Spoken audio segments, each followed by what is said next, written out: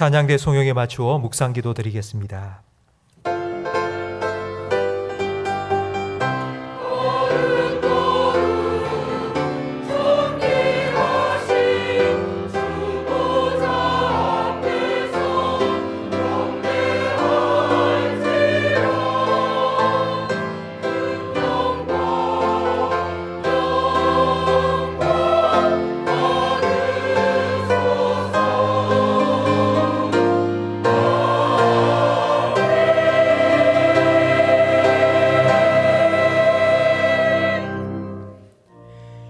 내가 전심으로 주께 감사하며 열방 앞에서 주께 찬송하리이다. 내가 주의 성전을 향하여 예배하며 주의 인자하심과 성실하심으로 말미암아 주의 이름에 감사하오르니 이는 내가 간구하는 날에 주께서 응답하시고 내 영혼에 힘을 주어 나를 강하게 하셨음이니이다. 아멘. 거룩하신 하나님 우리 아버지, 주님 은혜에 감사드립니다. 지난 한 주간도 임마누엘의 약속을 단 한순간도 잊지 아니하시고 우리에게 성실하게 지켜주심을 감사합니다. 오늘 우리를 더 가까이 만나주시기 위하여 주의를 정하시고 아버지 앞으로 불러주시고 예배자로 세워주시니 감사합니다. 우리는 아버지 앞에 설 자격이 없사오나 예수님의 십자가 보혈의 공로로 우리의 모든 죄를 씻어주시고 하나님을 아버지라 부르며 하나님을 예배할 수 있도록 자녀의 특권을 누리게 하시니 감사합니다. 하나님 예배하는 우리 모든 성도들의 심령에 하나님 임재하여 주시고 하나님을 예배하는 기쁨과 감격을 회복시켜 주시옵소서. 기쁨으로 드리는 우리 예배를 통하여 하나님 홀로 영광 받아 주시옵소서. 예수님 이름으로 기도합니다. 아멘. 전능하사 천지를 만드신 하나님 아버지를 내가 믿사오며 그 외아들 우리 주 예수 그리스도를 믿사오니 이는 성령으로 잉태하사 동정녀 마리아에게 나시고 본디오 빌라도에게 고난을 받으사 십자가에 못 박혀 죽으시고 장사한 지 사흘 만에 죽은 자 가운데서 다시 살아나시며 하늘에 오르사 전능하신 하나님 우편에 앉아 계시다가 저리로서 산자와 죽은 자를 심판하러 오시리라. 성령을 믿사오며 거룩한 공회와 성도가 서로 교통하는 것과 죄를 사하여 주시는 것과 몸이 다시 사는 것과 영원히 사는 것을 믿사옵나이다. 아멘. 자리에 앉으시기 바랍니다. 믿음 찬양대 찬양으로 하나님께 영광 돌리겠습니다.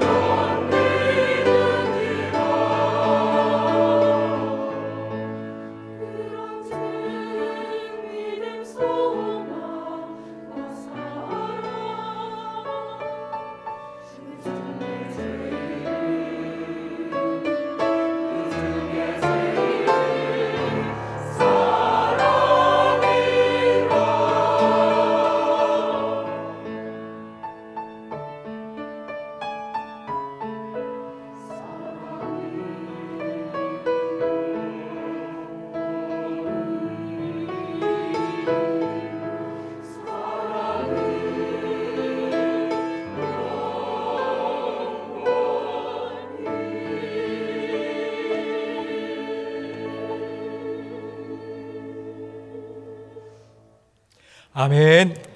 384장 함께 찬양 드리겠습니다.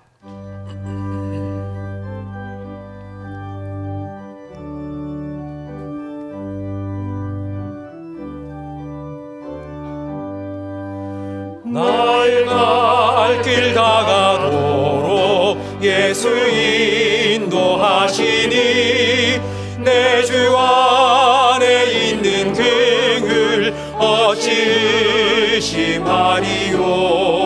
믿음으로 사는 자는 하늘 위로 받겠네. 무슨 일을 만나든지 만사 형통하리라. 무슨 일을 만나든지 만사 형통하리라. 나의 갈 길 다가도록 예수 인도하시니 어려운 일 당한 때도 족한 은혜 주시네. 나는 심히 고단하고 영혼 매우 가라나 나의 앞에 반석에서 샘물 나게 하시네. 나의 앞에 반석에서 샘물 나게 하시네. 나의 갈 길 다가도록 예수 인도하시니 그의 사랑 어찌 큰지 말로 할 수 없도다. 성령 감화 받은 영혼 하늘 날아갈 때에 영영 부를 나의 찬송 예수 인도하셨네. 영영 부를 나의 찬송 예수 인도하셨네.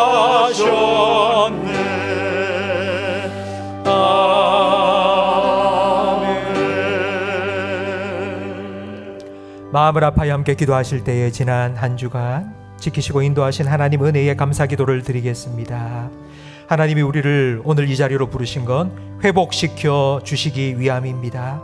우리의 믿음이 회복되게 하시고 우리의 감사가 회복되게 하시고 우리의 기쁨이 이 예배를 통하여 회복되게 해달라고 새롭게 하시는 은혜를 베풀어 달라고 우리 자신과 예배를 위하여 통성으로 기도하겠습니다.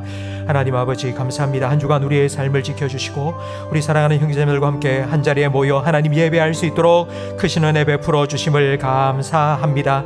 추위 속에서도 우리의 건강 지켜주심을 감사합니다. 하나님께 감사한 마음으로 나와 예배하오니 우리 예배를 기뻐 받아 주시옵소서. 예배하는 우리 모든 성도들의 심령에 예배하신 하늘의 풍성한 은혜와 평강을 넘치도록 부어 주시옵소서. 하나님을 온전히 예배하길 원합니다. 성령으로 우리의 마음을 온전히 주장하여 주시고 하나님의 임재 가운데 깊이 들어가게 하시며 하나님 은혜 가운데 깊이 잠기게 해 주시옵소서. 예배를 방해한 악한 세력이 조금도 틈타지 못하도록 주의 성령으로 우리 성도들의 심령을 주장하시고 예배 영적인 분위기를 온전히 주관하여 주시옵소서. 하나님 아버지 오늘 이 예배를 통하여 우리의 회복을 하나님 허락하여 주시옵소서. 하나님을 향한 우리의 믿음이 회복되게 하시고 하나님 때문에 기뻐하는 기쁨이 그리고 감사가 회복되게 해 주시옵소서. 다음 한 주간 하나님께서 주시는 은혜를 날마다 풍성히 누리며 하나님의 말씀의 다스림 가운데 살아갈 수 있는 하나님의 백성답게 다시 한번 우리를 회복시켜 주시옵소서. 오늘 드리는 예배를 통하여 하나님 홀로 영광 받아 주시옵소서.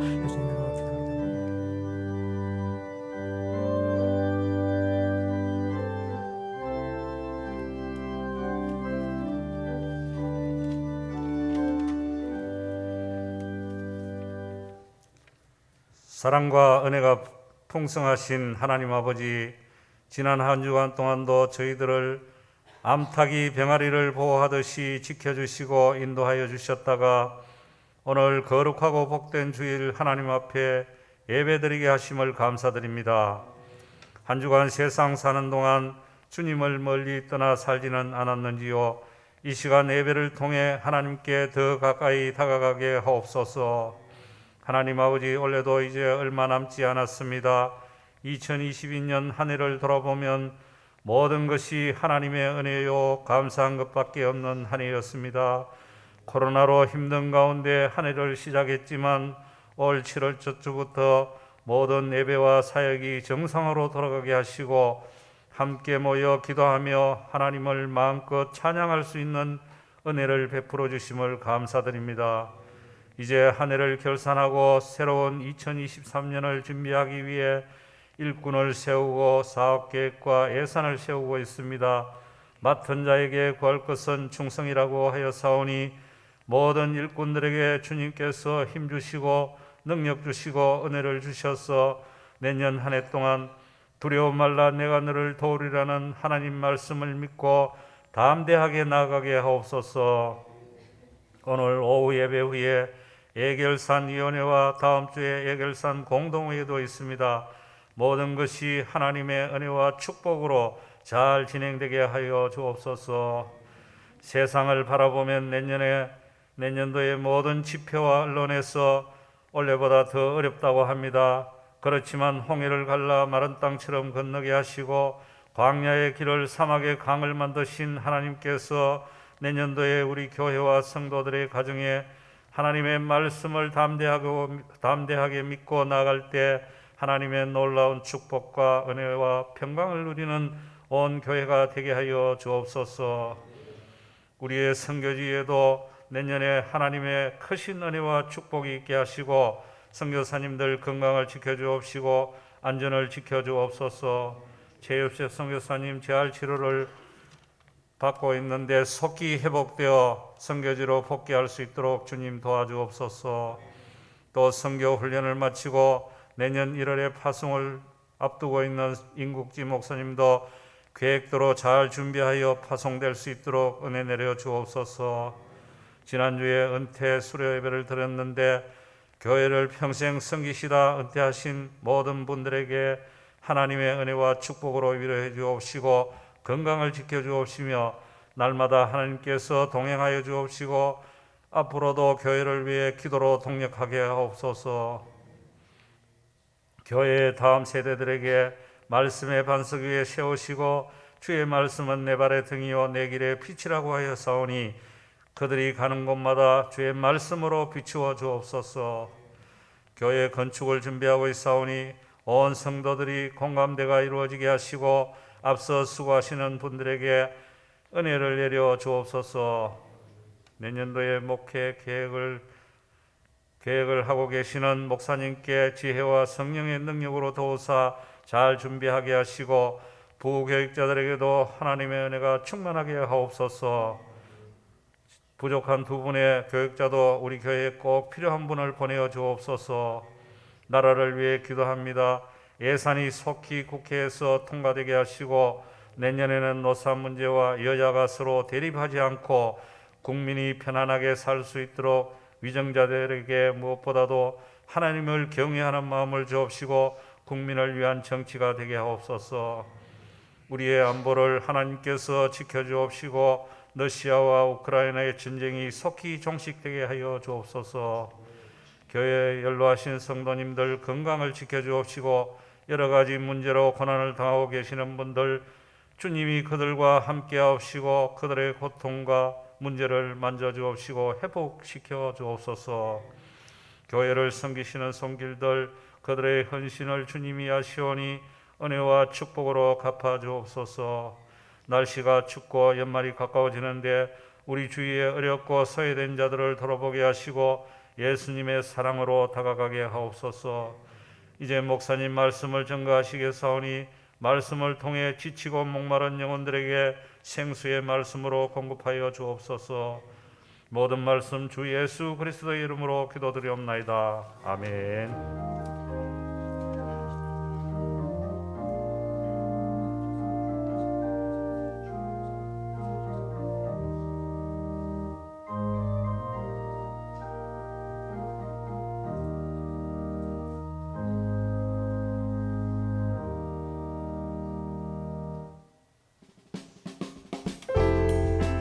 사람을 살리고 기우고 고치는 침산제일교회 12월 셋째 주 교회 소식을 전해드리겠습니다.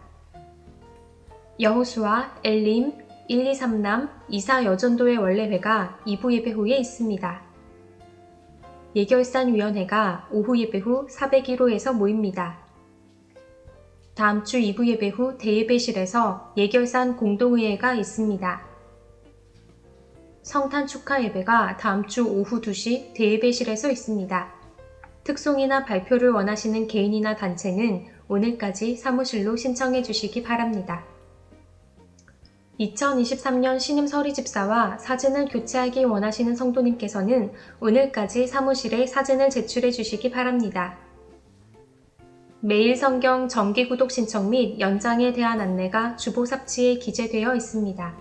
참고하셔서 신청해 주시기 바랍니다. 2023년 원력을 배부합니다. 가정당 하나씩 가져가셔서 사용하시기 바랍니다. 새벽기도 장소가 대예배실에서 3층 두란노 홀로 변경되었습니다. 주보 삽지 주차장 안내도를 따라 지정된 자리에 주차해 주시기 바라며 교회 지하 주차장은 새가족과 영아부 부모들을 위해 양보해 주시기 바랍니다. 일꾼 임명 명단에 누락 및 오기재가 있는 성도님께서는 사무실로 알려주시기 바랍니다. 2023년 주일 예배에 안내봉사로 섬겨주실 성도님을 모집합니다. 자세한 안내와 신청은 1층 게시판을 참고해 주시기 바랍니다. 주간 성경 공부에 참여해 주신 성도님께서는 사무실에서 상품을 수령해 가시기 바랍니다. 선교위원회에서 12곳의 선교지에 성탄 행사비를 지원하였습니다. 성탄의 기쁜 소식을 전하기 위해 예쁜 차량용 스티커를 준비했습니다. 필요하신 분은 1층 로비에서 가져가서 사용하시기 바랍니다. 추가 임명 명단이 주보에 나와 있습니다.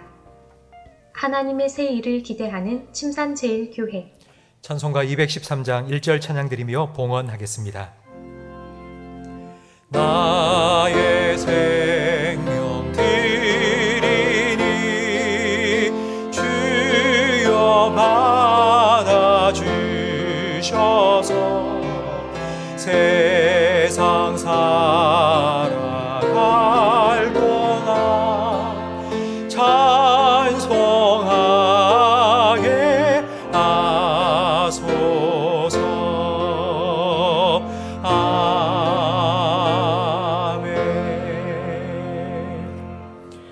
하나님 아버지 감사합니다. 강추위가 몰아친 지난주에도 우리들을 안전하게 건강하게 지켜주시고 또 이렇게 따뜻한 예배당에서 형제자매들과 함께 예배할 수 있도록 은혜 베풀어 주심을 감사합니다. 주님께서 베푸신 은혜를 기억하며 감사함으로 믿음으로 예배하며 예물을 올려드리오니 주님께서 기쁘게 받아주시고 드려진 예물과 우리의 삶을 하나님 뜻대로 사용하여 주시옵소서. 오늘 우리가 드리는 예배를 통하여 모든 성도들의 심령에 구원의 감격과 기쁨을 새롭게 회복시켜 주시옵소서. 주님을 더 알아가고 주님을 더 사랑하고 주님을 더 가까이 하고 주님을 더 닮아가는 거룩한 영적인 변화가 예배를 통하여 우리 성도들에게 시작되게 해 주시옵소서. 추워지는 날씨 속에 우리 모든 성도들 건강을 지켜 주시옵소서. 재확산되고 있는 코로나와 독감으로부터 안전하게 지켜 주시옵소서. 성령님 지혜와 계시의 영으로 이 시간 우리들 가운데 역사하셔서 주시는 말씀 통하여 내게 주시는 하나님의 음성 듣게 하시고 그 말씀 붙잡고 살아갈 때에 말씀에 붙들림 바 되어 그 말씀의 인도함을 받아 살아가는 한 주간의 삶이 되게 해 주시옵소서. 예수님 이름으로 기도합니다. 아멘.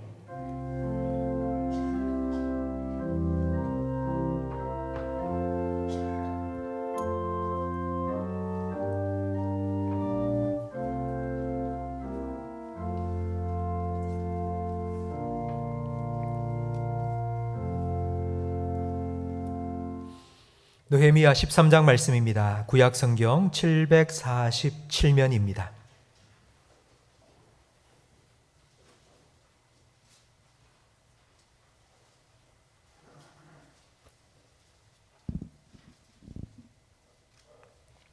느헤미야 13장 14절 말씀 한 절 말씀이니 우리 다 한 목소리로 함께 읽겠습니다.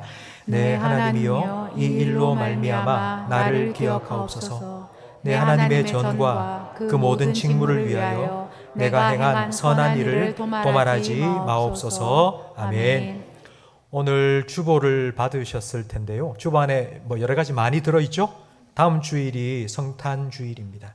우리 성탄 감사 헌금은 올해는 학교 밖 청소년, 위기 청소년들이 함께 합숙하여 살고 있는 기관을 돕는 일에 쓰려고 합니다.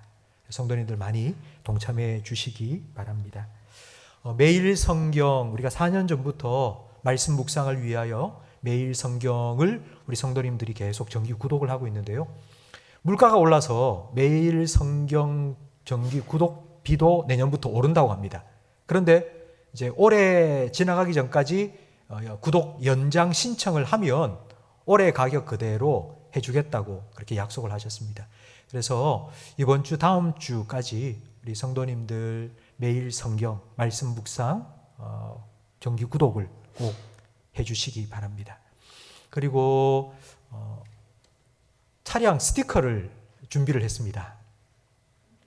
요즘 성탄절이 되어도 성탄절 기분도 나지 않고 너무 이게 차분하게 좀 지낸 것 같아서 우리 교회 다니는 성도님들이 차 뒤에 성탄의 메시지를 담은 스티커를 좀 붙여고 다니면서 한 달 동안 다니면서 좀 예수님 오신 성탄의 기쁨 소식을 좀 전하면 좋겠다 싶어서 제작을 했습니다.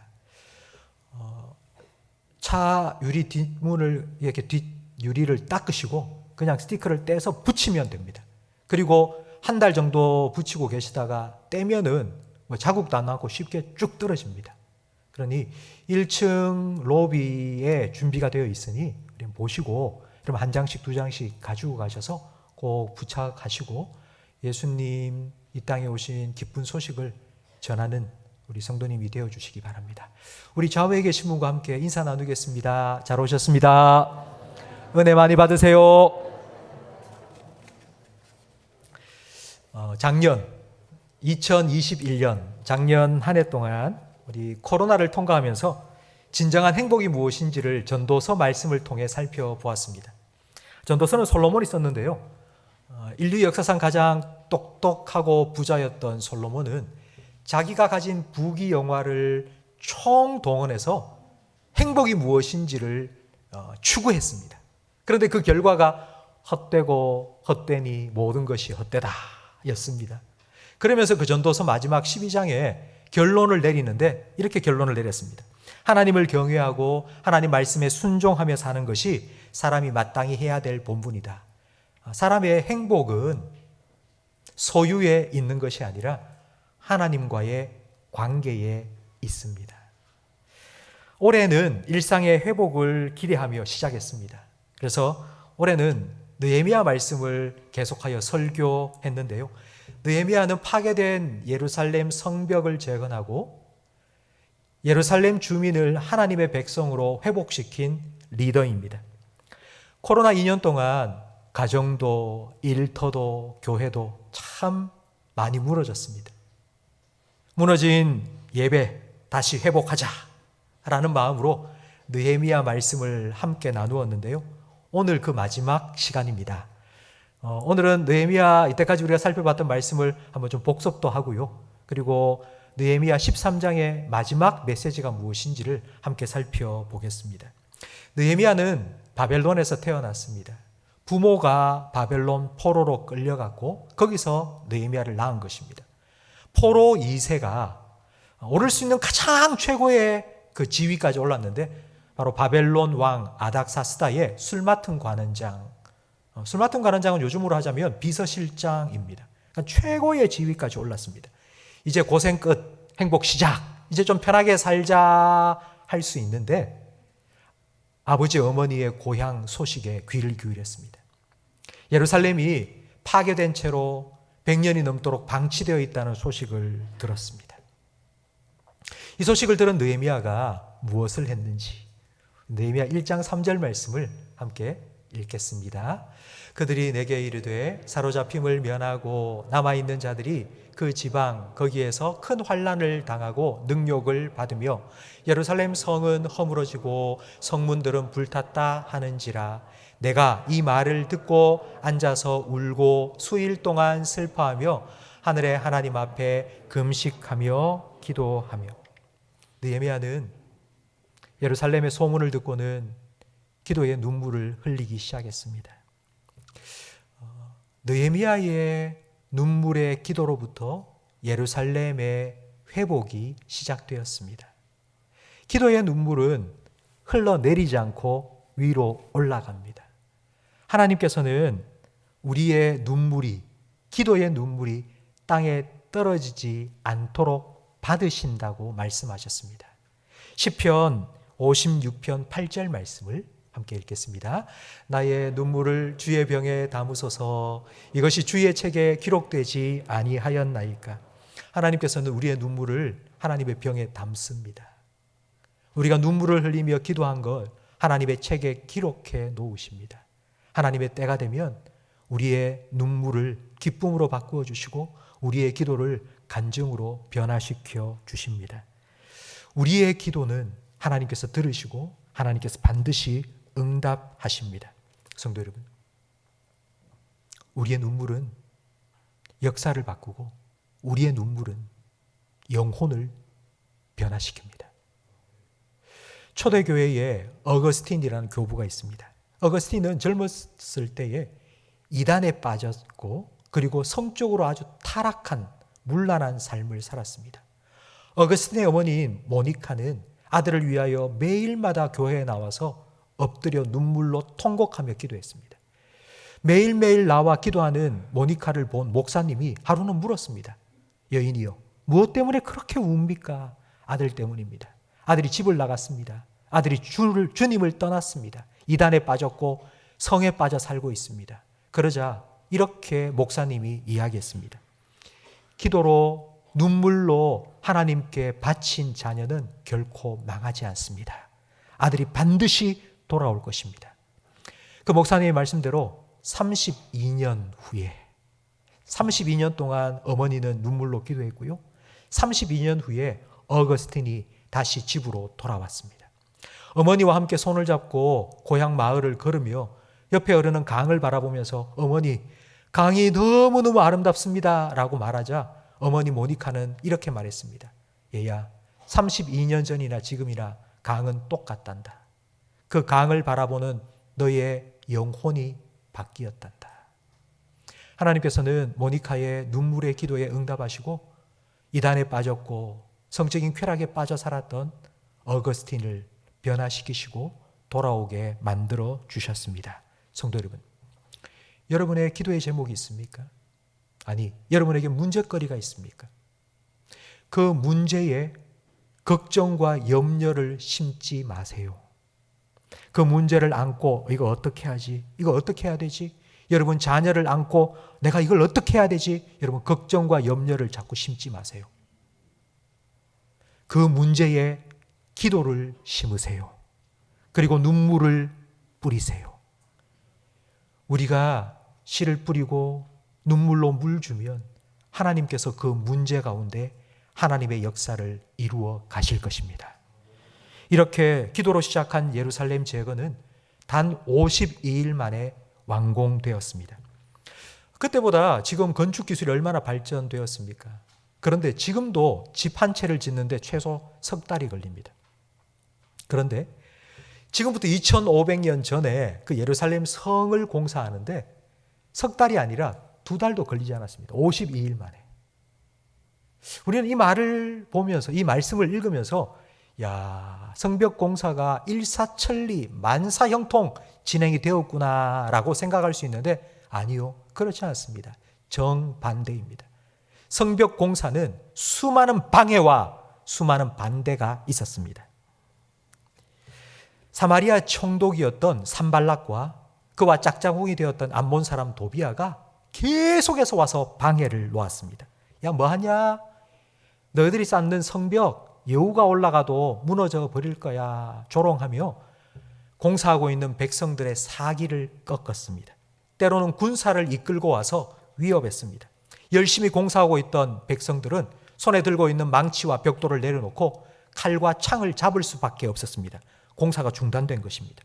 도저히 52일 만에 성벽 공사가 끝낼 수 없습니다. 그런데 끝났습니다. 그 이유는 느헤미야가 기도했기 때문입니다. 느헤미야는 총 13장으로 기록되어 있습니다. 오늘 우리가 13장 마지막 장을 살펴볼 터인데요. 이 13장 말씀 속에 느헤미야의 기도문이 9번이나 등장합니다. 아유, 느헤미야가 참 기도를 많이 했네라고 생각할 수 있는데요. 그게 아니고요. 느헤미야가 9번이나 기도할 수밖에 없었던 9번의 위기가 있었기 때문입니다. 힘들고 답답할 때, 공사가 중단되었을 때, 앞길이 막막할 때, 방해를 받았을 때, 더 이상 나아갈 수 없을 때 느헤미야는 그 문제를 가지고 하나님 앞에 나아가 엎드려 기도하고 기도했습니다.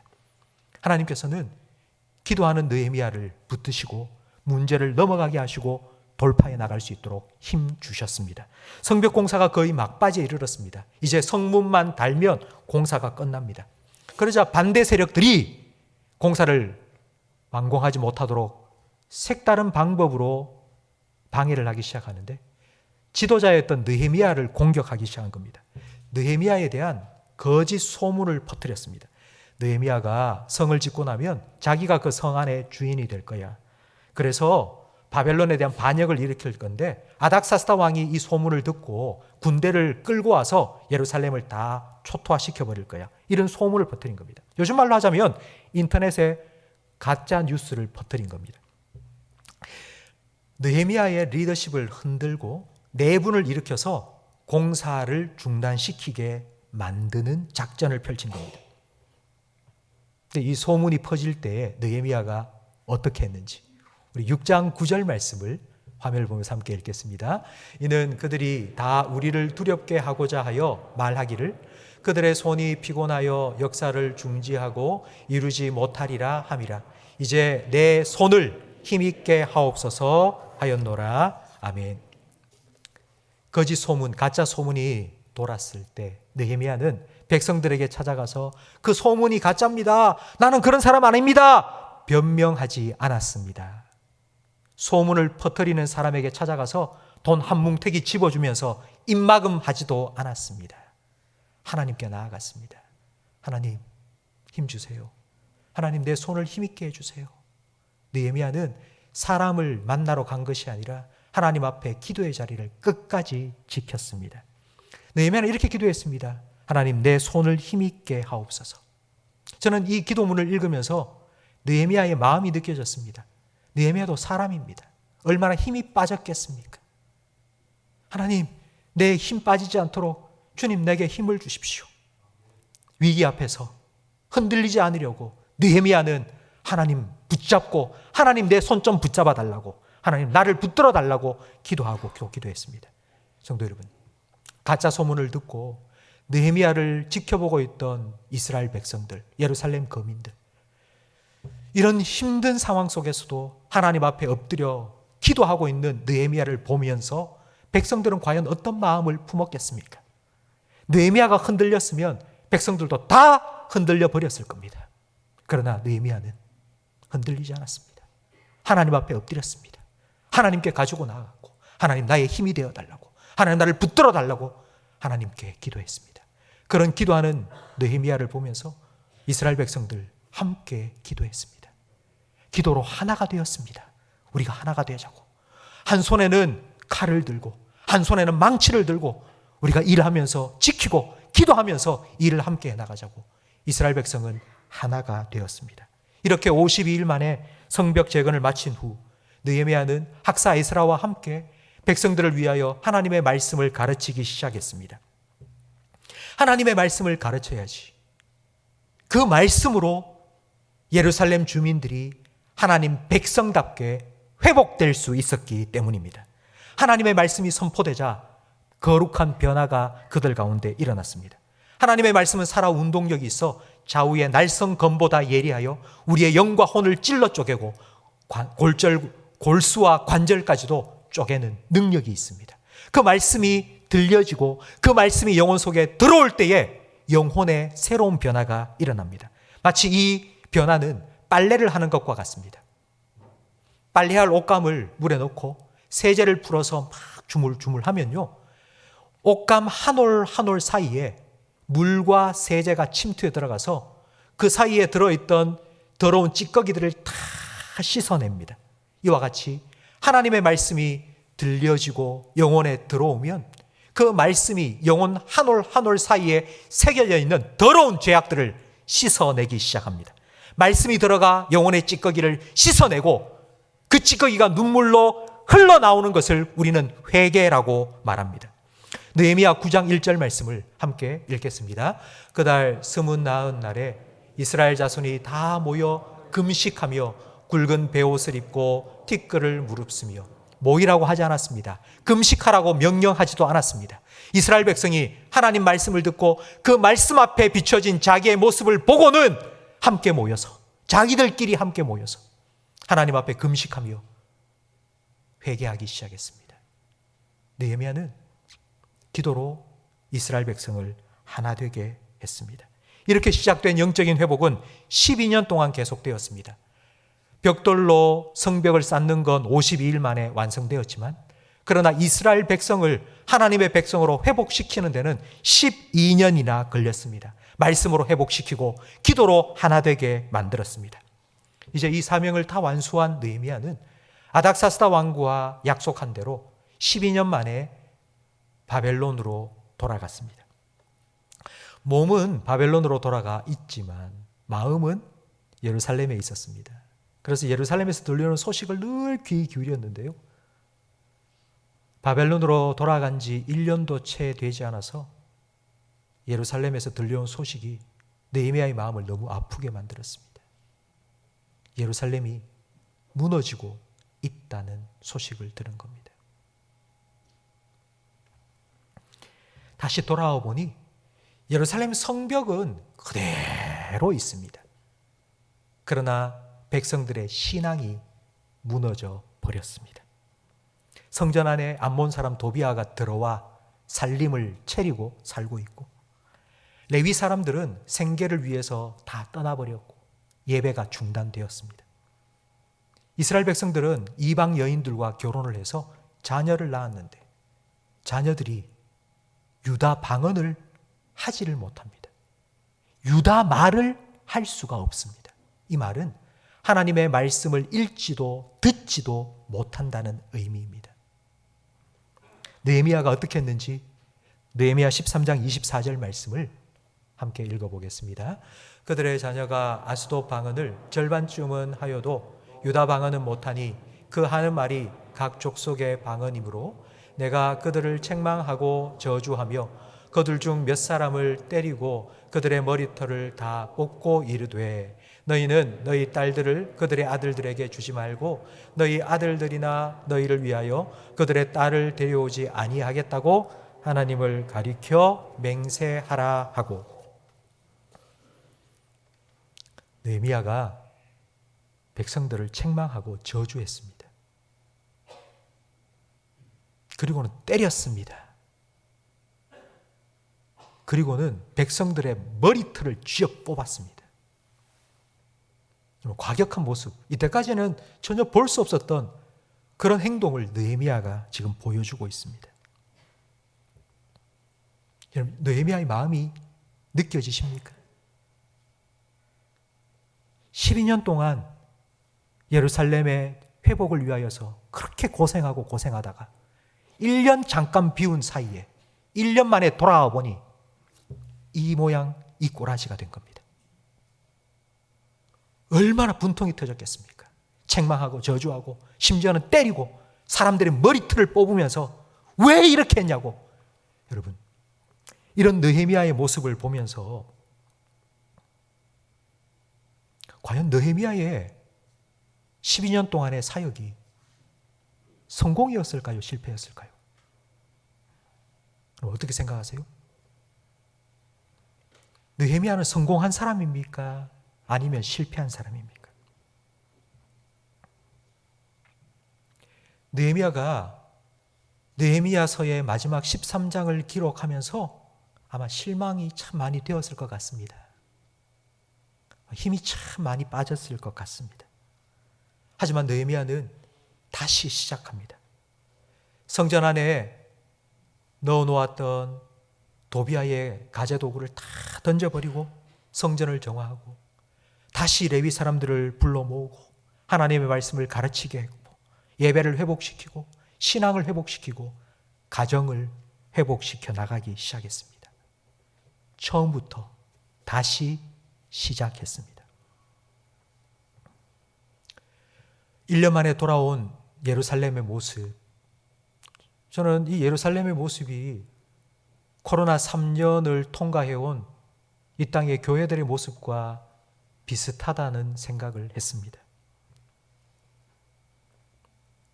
코로나 3년을 통과하면서 교회가 참 많이 여기저기 무너졌습니다. 예배를 보면 코로나 이전과 지금 예배에 참여하는 성도들의 숫자가 3분의 1이 툭 감소했습니다. 지금도 3분의 1의 성도들은 예배에 참석하지 않고 있습니다. 우리도 우리지만 우리 자녀들이 더 심각합니다. 우리 교회 학교 자녀들, 우리 어린 자녀들 신앙생활을 하는 것이 참 힘들어졌습니다. 그들을 다시 살리기 위해서는 먼저 부모가 말씀에 바로 서야 합니다. 그래서 내년은 부모 교육 그리고 교사 교육에 초점을 맞추어서 훈련을 시작할 것입니다. 그리고 제자 훈련을 좀 더 강화하여서 제가 맡아서 제자 훈련을 시작할 것입니다. 우리 교회의 사역 중에 3년 동안 제일 약화된 부분이 바로 사랑방 사역입니다. 우리 교회 사랑방 모임이 여러 개가 있습니다. 근데 3년 동안 잘 모이지 못했습니다. 그래서 내년부터는 기존에 있던 모든 사랑방을 다 해체하겠습니다. 내년부터는 새로운 사랑방 사역을 시작할 것인데 사랑방 목자로 어느 분이든지 신청을 하셔서 4주 동안만 사랑방을 운영하시면 됩니다. 나는 목요일 오전 11시에 큐티 나눔을 위한 사랑방을 4주 동안 교육관 401호에서 하겠습니다. 라고 교육자들에게 신청하면 교회에서 광고를 내고 그 사랑방 모임에 4주 동안 참여할 성도들을 모집해서 사랑방 모임을 할 수 있도록 도와드리겠습니다. 말씀 묵상을 하는 사랑방 4주 동안, 그리고 또 좋은 책을 읽고 기독 부모에 대한 책 나눔을 하고 싶습니다. 그래서 이 책을 4주 동안 함께 읽고 함께 나눌 사랑방 사람들을 모집합니다. 그렇게 광고를 내고 또 모여서 함께 책을 읽고 나눔을 할 수 있도록 하겠습니다. 그리고 나는 찬양을 하고 싶습니다. 그래서 기타를 가르쳐 주겠습니다. 그래서 기타를 배우면서 찬양을 하고 싶은 분이 있으면 모집을 해서 4주 동안 아니면 6주 동안도 괜찮고요. 그렇게 사랑방 모임을 하도록 하겠습니다. 나는 운동을 하겠습니다. 자전거를 4주 동안 주일날 예배 마치고 저녁에 식사하고 7시부터 1시간 정도 같이 타는 사랑방 모임을 4주 동안 하겠습니다. 함께 모여서 기도도 하고 그런 모임을 갖겠습니다. 여러분 그렇게 사랑방 모임을 하시면 됩니다. 교육자들에게 여러분 자원하여서 이런 사랑방 모임을 하겠다고 신청을 해주시면 우리가 광고를 내고 모집을 해서 장소도 내어드리고 그렇게 사랑방 모임을 시작하도록 하겠습니다. 그리고 선교에 대해서는 우리 장로님께서 오늘 기도하시면서도 말씀하셨는데 임국지 목사님 1년 동안의 모든 훈련을 지난 금요일 날 마치고 수료하셨습니다. 이제 임국주 목사님 말레이시아로 파송받게 되는데 파송 예배가 내년 1월 15일로 결정이 되었습니다. 코로나 힘든 기간에 우리가 세 번째 선교사님을 파송하게 된 것이 얼마나 감사한지 모릅니다. 임국지 목사님, 우리 세 번째 선교사님 파송을 위하여서 여러분 꼭 기억하시고 계속하여 기도해 주시기 바랍니다. 비록 힘든 3년의 코로나 기간을 통과해 왔지만 이제 우리 새롭게 다시 우리는 시작해야 합니다. 그러나 기억해야 됩니다. 12년 동안의 느헤미야의 사역의 그 모든 수고가 단 1년 만에 다시 원상태로 돌아갔다는 것을 우리는 기억해야 됩니다. 다시 돌아온 느헤미야는 다시 새롭게 시작했습니다. 그리고 다시 기도했습니다. 느헤미야가 기도한 기도가 바로 오늘 본문 말씀 13장 14절 말씀인데요. 우리 이 말씀을 다시 한번 화면을 보면서 읽겠습니다. 네, 하나님이여, 이 일로 말미암아 나를 기억하옵소서. 내 하나님의 전과 그 모든 직무를 위하여 내가 행한 선한 일을 도말하지 마옵소서. 아멘. 느헤미야가 다시 원상태로 돌아간 예루살렘에서 다시 처음부터 시작하면서 기도한 기도. 이 기도의 의미가 이런 것입니다. 하나님, 내가 한 일이 허무하게 사라져 버렸네요.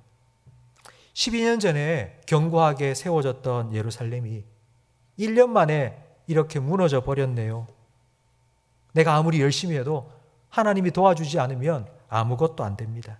잠깐 반짝할 수 있지만 잠시 후에 사라져 버립니다. 그러니 하나님이 해 주십시오. 내가 한 일을 헛되지 않도록 하나님 기억해 주십시오. 내가 교회를 위하여서 그리고 내게 맡겨주신 이 사명을 위하여서 내가 한 일, 그 일로 끝나지 않게 하시고 하나님 기억하시고 하나님의 일을 이루어 주십시오. 내가 한 일이 헛된 일이 되지 않게 해 주십시오. 하나님이 세우지 아니하시면 세우는 자의 수고가 헛됩니다. 라고 기도한 것입니다. 바로 이 기도가 느헤미야 13장을 기록한 이유입니다. 저는 13장 말씀을 읽으면서 이런 생각이 들었습니다. 차라리 느헤미야 13장 기록하지 말지. 12장까지만 딱 기록하고 끝냈으면 12장까지는 모든 게 다 잘 된 겁니다. 52일 만에 성벽 공사가 다 끝나고 그리고 말씀을 전하고 모든 이스라엘 백성이 금식하며 회개하고 영적인 부흥이 일어나고 예배가 회복되고 그렇게 12장까지 쭉 온 겁니다. 거기서 끝내지. 그러면 얼마나 영광스럽습니까? 내가 한 일이 이렇게 놀라운 결과를 내고 이렇게 자랑스러운데 그렇게 성경에 남을 거 아닙니까? 왜 굳이 13장을 씁니까? 1년 만에 다 무너져 버렸다고, 허사가 되어 버렸다고, 다시 처음부터 새로 해야 된다고. 이거 안 쓰면 안 됩니까? 동화책을 읽으면 동화책의 결론은 거의 대부분 똑같습니다. 그 이후로 행복하게 살았더라. 이렇게 끝내면 더 좋지 않습니까? 그런데 왜 13장을 썼단 말입니까?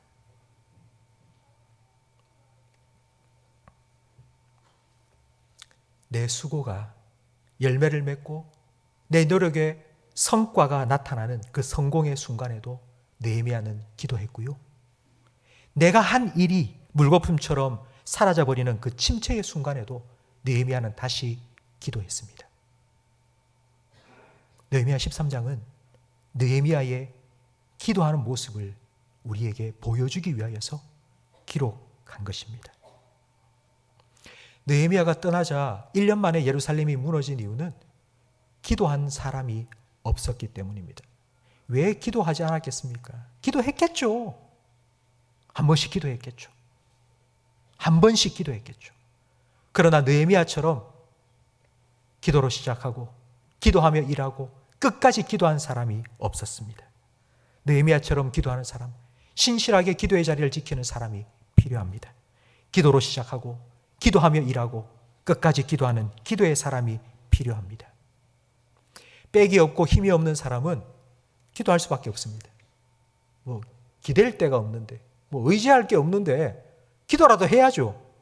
그러나 여러분, 느헤미야는 힘없고 빽 없는 사람이 아닙니다. 대통령 비서실장이고요.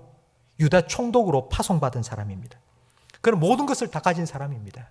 권력도 그리고 부귀영화도 다 가진 사람입니다. 그런데 느헤미야는 아무것도 없는 사람처럼 기도했습니다. 아무것도 없는 사람처럼 하나님 붙잡고 하나님 앞에 엎드려서 하나님 도와달라고 인간의 방법, 세상의 방법 쓰지 않고 하나님 내 힘이 되어달라고, 내게 힘을 달라고, 하나님이 이루어달라고, 하나님이 하시지 않으면 헛될 뿐이라고 그렇게 하나님 앞에서 끝까지 기도의 자리를 지켜나갔습니다. 성도 여러분, 다시 질문을 드리겠습니다. 느헤미야는 성공했을까요? 실패했을까요? 여러분 어떻게 보십니까? 느헤미야 1장부터 13장까지 말씀을 쭉 보시면서 과연 느헤미야는 성공한 사람입니까? 실패한 사람입니까? 여러분 보시기엔 어떻습니까? 인간적으로 보면 실패했죠. 12년 동안 쌓아온 그 모든 것들이 1년 만에 다 무너져 버렸으니. 근데 하나님 보시기에는 어떨까요? 하나님은 느헤미야를 실패자라고 말씀하실까요? 아니면 성공자라고 말씀하실까요?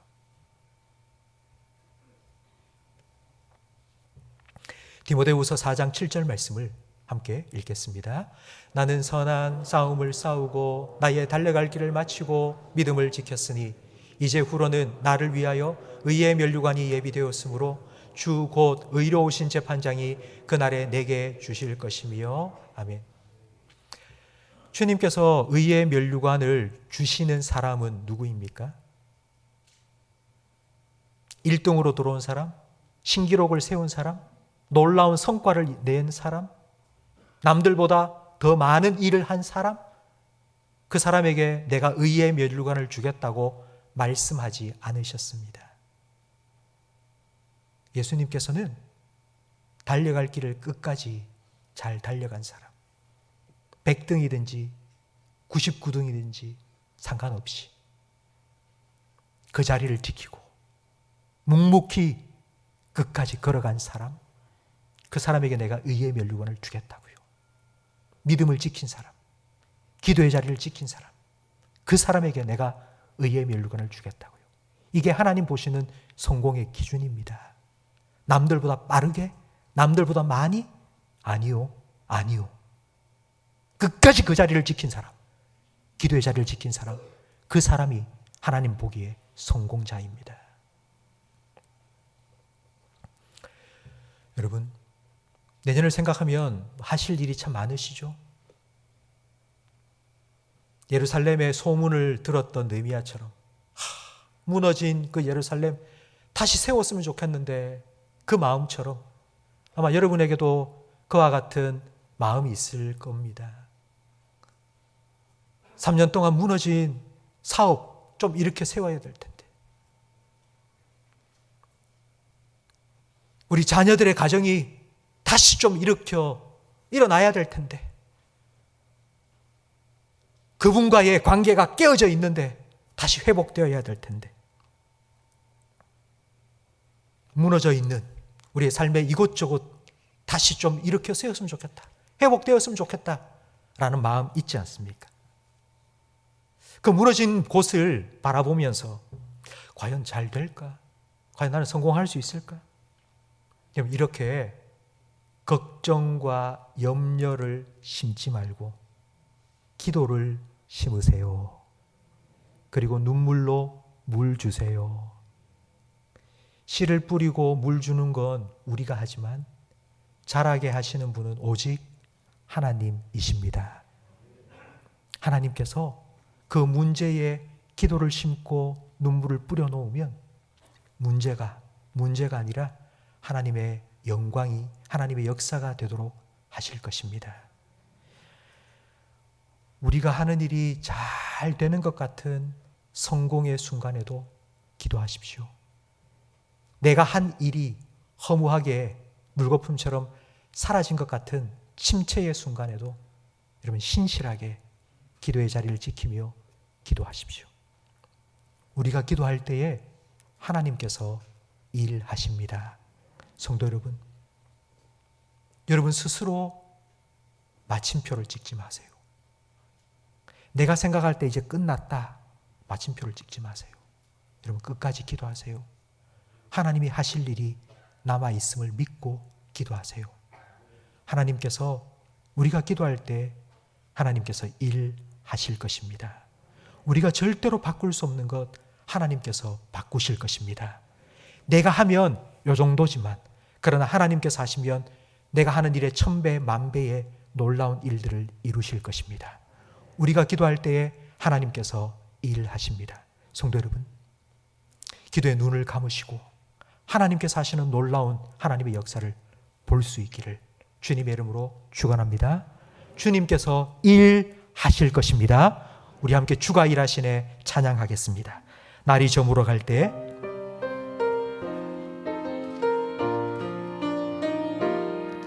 날이 저물어 갈 때 빈들에서 걸을 때 그때가 하나님의 때 내 힘으로 안 될 때 빈손으로 걸을 때 내가 고백해 여호와 이래. 우리 2절 찬양하겠습니다. 우리 모인 이곳에 우리 모인 이곳에 주님 함께 계시네. 주님 함께 계시네. 누리네 아버지 은혜. 적은 떡과 물고기 내 모든 걸 드릴 때 모두 고백해 여호와 이래. 주가 일하시네. 주가 일하시네. 주께 아끼지 않는 자에게 주가 일하시네. 주가 일하시네. 신뢰하며 걷는 자. 한 번 더 찬양 드립니다. 주가 일하시네. 주가 일하시네. 주가 일하시네. 주께 아끼지 않는 자에게 주가 일하시네. 주가 일하시네. 신뢰하며 걷는 자에게. 기도하겠습니다. 하나님 아버지, 하나님을 아빠 아버지라 부르며 기도할 수 있는 특권을 우리에게 허락하여 주셔서 감사합니다. 기도의 특권을 마음껏 사용하며 살아가게 해 주시옵소서. 우리가 기도할 때에 우리 눈앞에 닥쳐진 위기가 기도로, 기회로 바꾸어지게 해 주시옵소서. 우리가 기도할 때에 내가 어떻게 할까 걱정 염려하는 것이 사라지게 하시고 하나님께서 이 일을 어떻게 새롭게 이루어 가실지 기대할 수 있는 믿음을 우리에게 허락하여 주시옵소서. 내가 한 일이 실패한 듯 보일 때에 하나님께서 하실 일이 아직도 남아있음을 믿고 끝까지 기도의 자리를 지켜나갈 수 있는 신실함을 우리에게 허락하여 주시옵소서. 하나님, 문제를 껴안고 걱정과 염려를 심는 것이 아니라 기도를 심게 해 주시옵소서. 기도로 심고 눈물을 뿌릴 때에 하나님 우리의 문제 가운데 역사하셔서 하나님의 선하신 뜻이 아름다운 열매로 맺혀지게 해 주시옵소서. 하나님 그 응답의 열매를 하나로 안고 하나님께 영광 돌리며 날마다 간증하며 기뻐하며 감사하며 살아가는 우리 모든 성도들의 복된 삶이 되게 해 주시옵소서. 예수님 이름으로 축복하며 기도합니다. 아멘. 우리 구주 예수 그리스도의 은혜와 우리 아버지 하나님의 사랑과 성령 하나님의 내주, 인도, 위로, 교통, 충만, 역사하심이 하나님께서 우리에게 맡기신 가정에서, 교회에서, 일터에서, 세상에서의 그 모든 사명을 기도로 시작하고 기도하며 감당하고 끝까지 기도하기를 소망하며 다짐하는 모든 성도들 위해, 이들의 가정과 생각과 직장과 자녀들 위해, 우리 교회와 한국교회 위해, 우리나라와 민족 위해, 전 세계 곳곳에 저 복음 전하시는 선교사님들의 가정과 사역 위해 영원토록 함께 있을지어다. 아멘.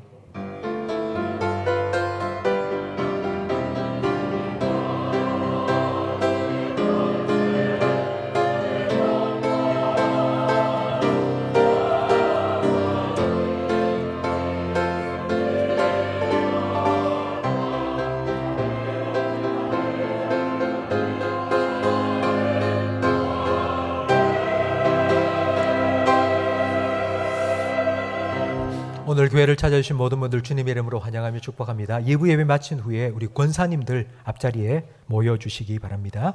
우리 다 함께 자리에서 일어나셔서 두 손 높이 들고 주가 일하시네 우리 힘차게 찬양하고 예배 마치겠습니다. 주가 일하시네. 주가 일하시네.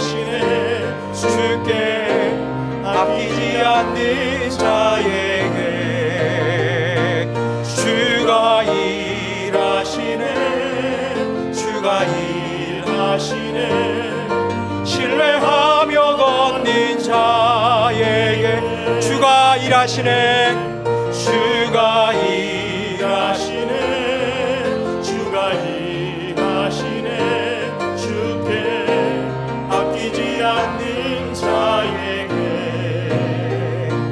주가 일하시네 주가 일하시네 신뢰하며 걷는 자에게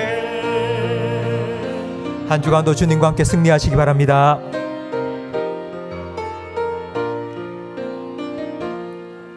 날이 저물어 갈 때 빈들에서 걸을 때 그때가 하나님의 때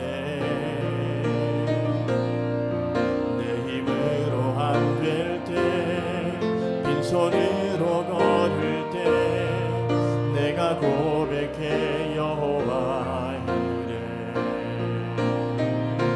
주가 일하시네 주가 일하시네 주께 아끼지 않는 자에게